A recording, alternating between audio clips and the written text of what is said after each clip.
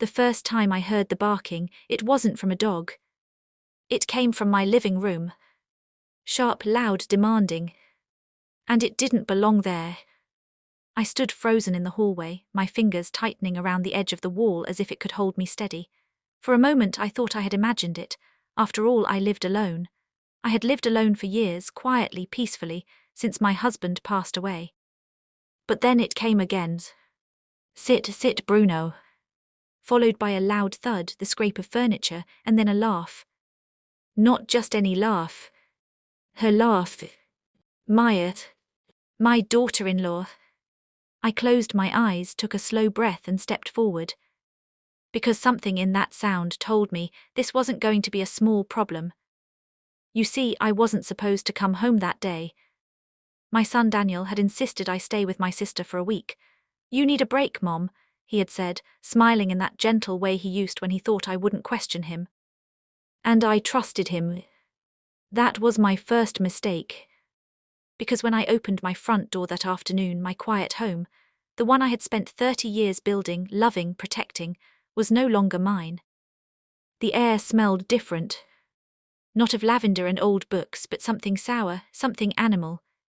There were muddy paw prints on the floor. My floor. And the rug in the living room, my late husband's favorite Persian rug, had been pushed aside like it meant nothing. Then I saw him.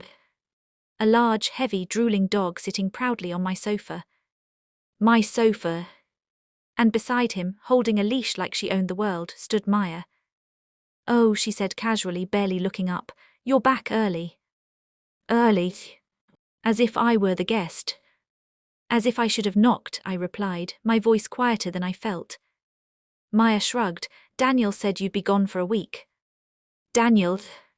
My son?" My chest tightened. "And you thought that meant you could turn my house into—" I gestured around, searching for the right word but finding none polite enough. "This." "It's just a dog," she said, rolling her eyes. "Don't be dramatic." The dog barked again, as if on cue. I looked at him. Then at her. Then at the muddy prints leading deeper into my home. "It's not just a dog," I said slowly. "It's my house." Maya laughed. Not kindly. "Oh, Lucy," she said, her voice dripping with condescension. "It's Daniel's house too, and I'm his wife. That makes it our house." There it was. The shift. The claim. The line she had crossed without even realizing it. I wish I could tell you that was the moment I threw her out. But it was. Because love makes you patient. Even when patience feels like swallowing broken glass. That evening, Daniel came home. He walked in smiling, his tie loosened, his face tired but warm until he saw me. "Moms, you're back." "Yes," I said, watching him carefully. "I'm back." His eyes flickered to Maya. Then to the dog. Then back to me. And for a moment I saw it. Guilt. But it vanished too quickly. "It's just temporary," he said quickly. "Maya's friend needed someone to watch Bruno for a few days." "A few days," I repeated. "Daniel, your wife has rearranged my house." "It's not a big deal," Maya cut in. "You're overreacting." I turned to Daniel. "Am I?" He hesitated. That hesitation hurt more than anything she could have said. Days passed. Then a week. Then another. Bruno didn't leave. Instead, things got worse. My kitchen became her kitchen. My routines were interrupted. My peace destroyed. She would blast music in the mornings. Leave dishes piled in the sink. Let that dog roam wherever it pleased. And Daniel, he kept saying the same thing. "Just give it time, Mom. Time." As if time would fix disrespect. As if time would make me invisible enough to tolerate it. One night I woke up to a crash. My heart pounded as I rushed out of my room. And there it was. The moment everything changed. Bruno had knocked over my husband's old cabinet. The glass inside shattered. And among the broken pieces, a photograph. The last one we had taken together. Cracked straight through the middle. I dropped to my knees. My hands trembled as I picked it up. "Oops," Maya said from behind me. "Oops." That was all she said.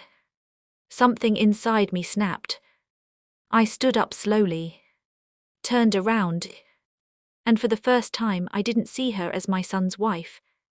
I saw her as someone who had no respect for the life I had lived, for the love I had lost, for the home I had built. "This is my house," I said, my voice low but steady. Maya crossed her arms. "And I live here now." "No," I said. "You don't." She laughed again. That same laugh. The one that had started everything. And that's when the words came out. Loud. Clear. Final. "This is my house, not your kennel," I shouted, pointing toward the door. "Take your dog and yourself and get out." Silence filled the room. Even Bruno stopped barking. Maya's smile faded. "You can't be serious," she said. "Oh, I am," I replied. Daniel walked in just in time to hear the last part. "Mom, what's going on?" I didn't look at him. Because if I did, I might have softened. And I couldn't afford that anymore. "She's leaving," I said. "Mom." "No," I cut him off. "You've had weeks to fix this, you didn't." "It's just a dog." "No," I said again, louder this time. "It's not just a dog, it's disrespect, it's boundaries, it's my home being taken from me while I stood here and let it happen." He went quiet. And in that silence I knew. He understood. He just hadn't chosen me. Until now. Maya scoffed. "Fine," she said. "Let's go, Bruno, clearly we're not welcome." "No," I replied calmly, "you're not." She grabbed the leash, her movements sharp and angry. But as she reached the door, she turned back. "You're going to regret this." I met her gaze. "No," I said softly, "I'm going to regret not doing it sooner." The door closed. And for the first time in weeks, there was silence. Real silence. Not the kind filled with tension, but the kind that heals. Daniel stayed. Of course he did. He stood there, torn between the woman he married and the mother who raised him. "I didn't mean for things to go this far," he said quietly. "I know," I replied. "But they did." He nodded. And for the first time in weeks he looked around. Really looked. At the mess. At the broken cabinet. At the photograph still in my hand. "I'm sorry, Mom." Those words didn't fix everything. But they mattered. It took time. Weeks. Months. Maya didn't come back immediately. Daniel visited her, talked to her, argued with her. And eventually, she returned. But not the same. This time she knocked. She apologized.